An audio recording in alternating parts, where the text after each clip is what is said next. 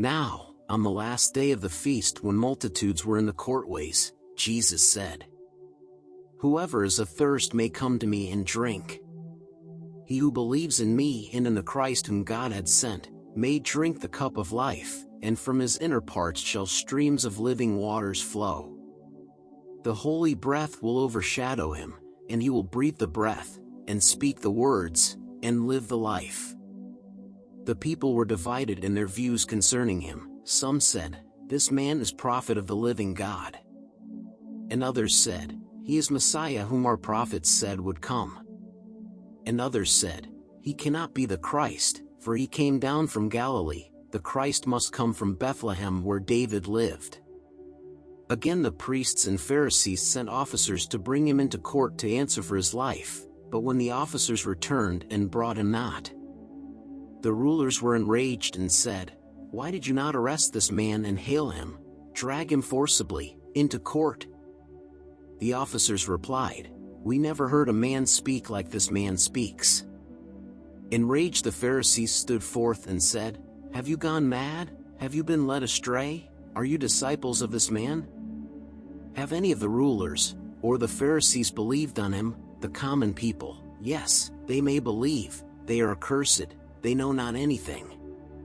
But Nicodemus came before the rulers and he said, "Can Jewish judges judge a man and sentence him until they hear his plea? Let Jesus stand before this bar and testify himself." The rulers said, "This Jesus is a wily man, and if we suffer him to speak, he will rebuke us face to face, and then the multitudes will laugh and stand in his defense. And then you know, as well as we, that prophets do not come from Galilee." The rulers felt the force of what the officers and Nicodemus said, and they said nothing more. And then the people went their way, each to his home, but Jesus went unto Mount Olives, where he spent the night in prayer.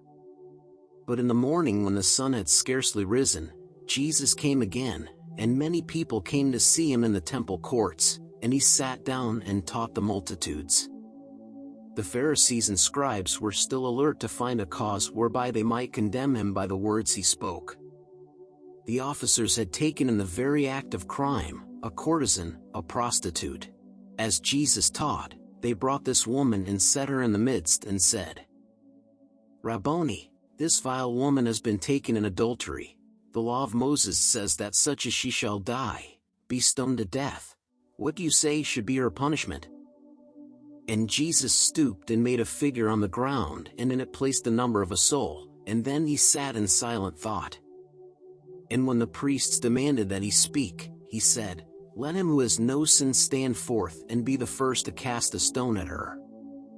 And then he closed his eyes, and not a word was said. When he arose and saw the woman all alone, he said, "Where are the men who brought you here, they who accused?" The woman said, "They all are gone, no one was here who could condemn." And Jesus said, "And I condemn you not, go on your way in peace, and sin no more."